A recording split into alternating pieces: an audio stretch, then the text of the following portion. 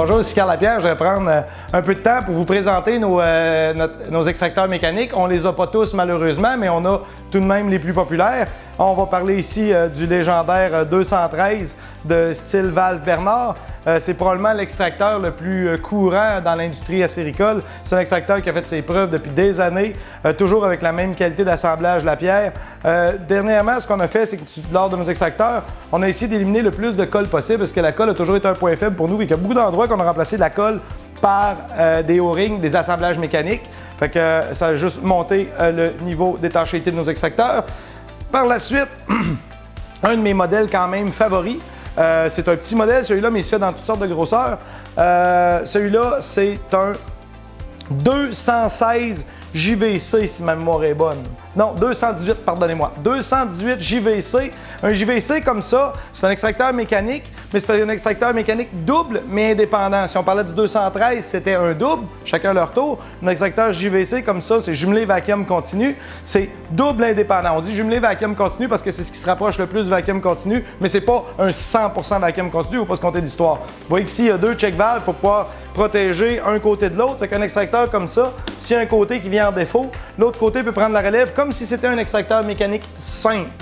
Bien sûr, pour pouvoir profiter de ce bonus, il faut avoir un extracteur plus grand que notre capacité. Fait que si on dit que cet extracteur-là, il est bon pour X 1000 entailles, si on veut en profiter, d'avoir un double indépendant comme ça, il faudrait vraiment doubler la capacité de l'extracteur. Qu'il soit petit ou grand, il faudrait quasiment presque doubler la capacité de l'extracteur pour pouvoir profiter du bonus que s'il y a un côté qui arrête de fonctionner pour une raison X ou qui gèle, l'autre côté peut continuer à fonctionner en indépendant. Ici, il faut presque dire que c'est un extracteur, même si ça n'en est pas un. C'est le fameux Monto de style Bernard. Je vous le tourne de côté comme ça pour que vous le voyez bien. C'est le modèle 217. On va le retourner comme ça ici, avec le contrôle pneumatique. Ça ici, c'est fait pour remonter l'eau dans l'érablière. Si on a un point bas, ça vient pour remplacer une pieuvre. Il faut faire une alimentation. Celui-là peut fonctionner avec la même alimentation que l'alimentation vacuum. Bien sûr, le tuyau d'évacuation est le même tuyau qui va amener l'air.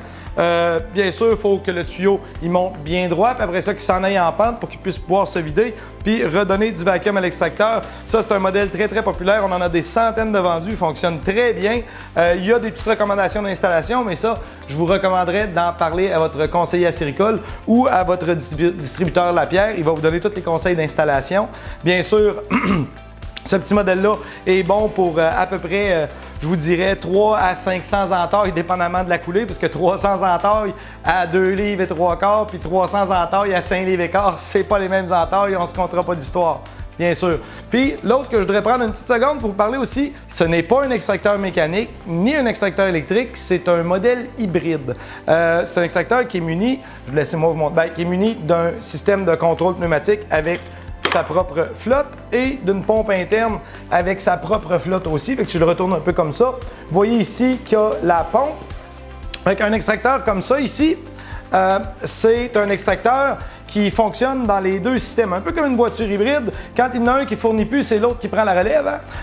Cet extracteur-là, c'est toujours la pompe qui va être en premier. Fait que la pompe on va se servir de la pompe pour vidanger l'extracteur. Et puis si la pompe ne fournit pas, que le niveau d'eau continuera à monter, la flotte mécanique va lever, couper bien sûr l'alimentation vacuum ici. Puis la pompe, elle va continuer de tourner s'il est possible de tourner, si c'est pas le breaker qui est sauté ou la pompe qui est morte. Et puis, en coupant l'alimentation, ça empêche l'eau de monter dans votre tube à l'air. Et puis, en coupant l'alimentation, ça va diminuer le vacuum. Si c'est la pompe qui n'avait pas assez de capacité parce qu'on a subi un coup d'eau, comme qu'on voit souvent, en coupant l'alimentation d'air, la pompe va regagner de la capacité parce que le vacuum va descendre légèrement. Puis quand la flotte va redescendre, on va réalimenter l'extracteur en vacuum, puis le cycle continue comme si de rien n'était, au lieu de remplir votre trappe à humidité d'eau. Fait que ça, c'est vraiment un de mes extracteurs favoris. Cet extracteur-là, il est toujours livré avec une trappe 6 pouces comme ça. Fait qu'on peut l'installer sur un bassin. Je recommande d'installer sur un bassin. Comme ça, quand il va faire son cycle, il va domper en mécanique. Mais il est aussi livré avec un bouchon et puis une valve de drainage toute simple comme ça ici. Si il n'est pas installé sur un bassin, tout ce qu'on fait, c'est fermer la valve Et puis, lui, il va quand même faire son actuation, mais il ne se vidangera pas mécaniquement. Fait que la pompe va continuer de tourner pour évacuer l'eau. C'est un de mes modèles d'extracteur favoris. Il se fait dans plusieurs différentes configurations et dans 2 dimensions. C'est vraiment un extracteur qui est fiable. C'est de la double redondance. Là, on parle d'une ceinture puis des bretelles. Fait que dans ce temps-là, croyez-moi fidèle, on garde nos culottes. Fait que sans plus attendre, plus tard, je vais vous faire une autre présentation pour les extracteurs électriques. Merci.